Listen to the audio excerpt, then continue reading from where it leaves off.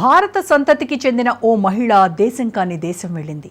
అక్కడ తన కలల సౌధాన్ని నిర్మించాలనుకుంది. సొంతంగా హాస్పిటల్ పెట్టాలనుకుంది. కానీ అక్కడి చట్టాలు ఆమె ఆశకు సంకెళ్లు వేశాయి. దీంతో ఆమె యమన్ పౌరుడి సాయంతో హాస్పిటల్ నడిపించడం మొదలుపెట్టింది. ఇక్కడి వరకు అంతా బాగానే ఉంది. అసలు కథ ఇప్పుడే మొదలైంది.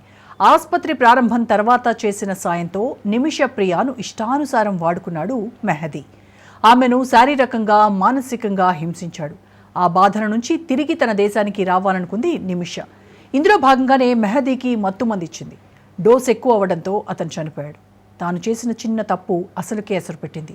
విషయం బయటపడితే ఇక అంతే సంగతులు అనుకుని మెహదీ శరీరాన్ని ముక్కలు ముక్కలు చేసి వాటర్ ట్యాంకర్లో పడేసింది. ఆ తర్వాత తప్పించుకోవాలనుకుంది. చివరకు కటకటాల పాలైంది. ఇది కథ అంతం మాత్రం కాదు, ఆరంభం మాత్రమే.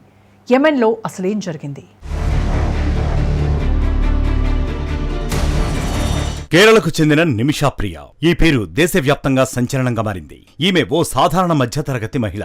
కుటుంబానికి మెరుగైన భవిష్యత్తును ఇచ్చే ఆశతో వైద్య సేవల కోసం యెమెన్కు వెళ్ళింది. నర్సుగా పనిచేస్తూ అక్కడి వైద్య వ్యవస్థను అర్థం చేసుకుంటూ సొంతంగా ఒక చిన్న హాస్పిటల్ ప్రారంభించాలని కలలు కంది. అయితే యెమెన్ చట్టాలు విదేశీయులకు ఇలాంటి అనుమతులు ఇవ్వకపోవడంతో తలాల్ అబ్దో మెహదీ అనే స్థానికుడి సహాయంతో హాస్పిటల్ను ప్రారంభించింది. ఆ సహాయం కాస్త తిప్పలు తెచ్చిపెట్టింది. తలాల్ ఆమెను శారీరకంగా మానసికంగా బాధించడం మొదలుపెట్టాడు.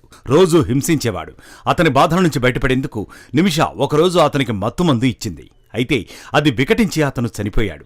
దాంతో ఆమె ఒక్కసారిగా భయాందోళనకు గురైంది. విషయం బయటకు వస్తే ఏం జరుగుతుందోనని భయపడింది. ఆ తర్వాత దేహాన్ని ముక్కలు ముక్కలు చేసి వాటర్ ట్యాంక్ లో పడేసింది. ఆ తర్వాత విషయం బయటకు వచ్చింది. ఆపై యెమెన్ పోలీసులు కేసు నమోదు చేశారు. ఆమెపై హత్య, శరీరాన్ని ధ్వంసం చేయడం, నిబంధనలకు వ్యతిరేకంగా హాస్పిటల్ నిర్వహించడం వంటి 3 నేరాలు నమోదయ్యాయి. యెమెన్ న్యాయ వ్యవస్థ ఆమెకు 2 సార్లు ఉరిశిక్ష విధించింది. ఇప్పుడు ఆమె ప్రాణాలను కాపాడే మార్గంగా బ్లడ్ మనీ లేదా క్షమాపణ మాత్రమే మిగిలింది. బాధితుడి కుటుంబం బ్లడ్ మనీకి ఒప్పుకోవడం లేదు. ప్రాణానికి ప్రాణం అన్నట్లు మాట్లాడుతున్నారు వాళ్ళు. ఒకవేళ బాధితుడి కుటుంబం దయ చూపకపోతే ఆమెకి ఉరిశిక్ష తప్పదు. భారత ప్రభుత్వం, మతపరమైన నాయకులు, మానవతావాదులు కలిసి ఆమె ప్రాణాలను కాపాడేందుకు తీవ్రంగా ప్రయత్నిస్తున్నారు. నిమిషా కథ కేవలం నేరం గురించి కాదు. అది ఒక విదేశీ గడ్డపై తాను కలలుగన్న దేశానికే గాయం లాంటిది. కేరళ పాలక్కాడ్ జిల్లాలకు చెందిన 38 ఏళ్ల నర్సు నిమిషా ప్రియా 2011లో ఉపాధి కోసం యెమెన్కు వెళ్లారు. 2014లో యెమెన్లో యుద్ధం కారణంగా భారతదేశానికి తిరిగి వచ్చారు. నిమిషా ప్రియా భర్త, కుమార్తె. తన కుటుంబాన్ని పోషించుకోవడానికి యెమెన్లో ఉండిపోయారు నిమిషా.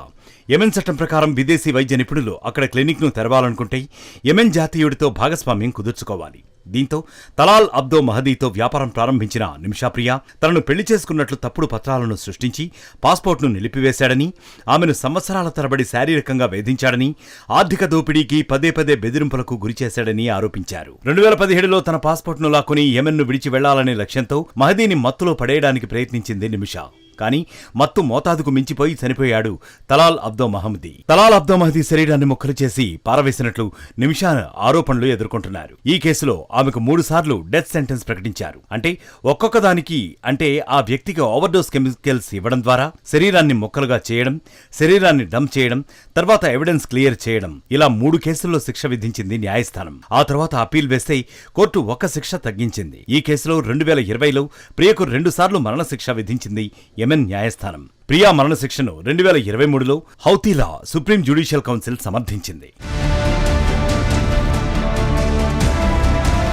మొదటిగా డిసెంబర్ 2024న నిమిషప్రియ తల్లి ఢిల్లీ హైకోర్టుకు వెళ్లింది. ఆమె యెమెన్కు వెళ్లేందుకు పర్మిషన్ తీసుకుంది. 2025 ఏప్రిల్లో ఆమె అక్కడికి చేరుకుంది. అక్కడ ఈ మెహదీ కుటుంబంతో సంప్రదింపులు చేసింది. క్షమాభిక్ష పెట్టమని కోరింది. దానికి మెహదీ కుటుంబ సభ్యులు ఒప్పుకోకపోవడంతో సుప్రీంకోర్టులో అప్పీల్ వేశారు. కాంతాపురం ఏపీ అబూబాకర్ అనే వ్యక్తి ముందుకు వచ్చి యెమెన్ ప్రభుత్వంతో మాట్లాడి పోస్ట్పోన్ చేయించారు. ఇక 16వ తేదీ జూలైన పోస్ట్పోన్ను కన్ఫర్మ్ చేసింది అక్కడి న్యాయస్థానం. షరియా చట్టాల ప్రకారం శిక్షలు కఠినంగా ఉంటాయి. షరియా నుంచి వచ్చిన దాంట్లో 2 ఉన్నాయి.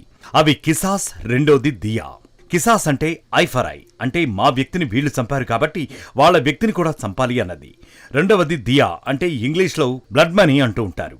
చనిపోయిన వ్యక్తి కుటుంబానికి కోర్టు చెప్పినంత డబ్బులు ఇవ్వగలిగితే ఆమెకు ఉరిశిక్ష నుంచి తప్పించుకోవచ్చు. ప్రస్తుతానికి జరుగుతున్నది బ్లడ్ మనీ గురించి చర్చలు, సంప్రదింపులు. బాధిత కుటుంబానికి $1 మిలియన్ అంటే దాదాపు 8.6 కోట్ల క్షమాధనాన్ని ఇచ్చేందుకు నిమిషప్రియ కుటుంబం సిద్ధమైంది. ఎందుకు వారు అంగీకరిస్తే నిమిషప్రియకు మరణశిక్ష తప్పే అవకాశం ఉంది. ఈ క్షమాధనాన్ని తీసుకునేలా బాధిత కుటుంబాన్ని ఒప్పించేందుకు మతగురువు కాంతాపురం ఏపీ అబూబకర్ ముస్లియార్ సంప్రదింపులు జరుపుతున్నారు. అయితే ఒకవేళ మహదీ కుటుంబం బ్లడ్ మనీకి ఒప్పుకున్నా నిమిషకు ఉరిశిక్ష నుంచి విముక్తి కలుగుతుంది. కానీ జైలు శిక్ష నుంచి రిలీజ్ అవుతుందా లేదా అన్నది మాత్రం ఇంకా క్లారిటీ లేదు. ఎందుకంటే ఆ అమ్మాయి చేతిలో ఓ నేరం జరిగింది కాబట్టి ఉరిశిక్ష నుంచి ఆపగలరు. కానీ జైలు శిక్ష నుంచి విడుదల చేయాల్సింది మాత్రం స్థానిక కోర్టు మాత్రమే. గతంలో కూడా ఇలాంటి కేసు ఒకటి జరిగింది. అతని పేరు అబ్దుల్ రహీం. అతను కూడా కేరళ అతనే. తనకి కూడా మరణశిక్ష విధించబడింది. అతను బ్లడ్ మనీ పే చేసి మరణశిక్ష నుంచి తప్పించుకున్నారు. కానీ అతనికి స్థానిక కోర్టు 20 సంవత్సరాల శిక్ష విధించింది. అయితే నిమిష కేసు విషయంలో బాధితుడు బ్లడ్ మనీని ఒప్పుకోవడం లేదు. మృతుడు తలాల్ అదీబ్ మహదీ కుటుంబం మాత్రం ఆమెకు శిక్ష పడాల్సిందేనని పట్టుబడుతోంది. నేరానికి క్షమాపణ ఉండదని మృతుడు సోదరుడు అబ్దుల్ ఫతా మెహదీ స్పష్టం చేశారు. ఆమెకు శిక్ష పడాల్సిందేనని, బ్లడ్ మనీకి అంగీకరించబోమని వెల్లడించారు. డబ్బుతో మనిషి ప్రాణానికి వెలకెట్టలేమని అన్నారు. న్యాయం దక్కాల్సిందే అన్నారు. రాబోయే కాలంలో ఈ రెండు కుటుంబాల మధ్య ఎలాంటి చర్చలు జరుగుతాయి, వారిరువురు ఎలాంటి నిర్ణయాలు తీసుకుంటారు, మళ్లీ ఆమెకు ఉరిశిక్ష పడుతుందా అనేది వేచి చూడాలి.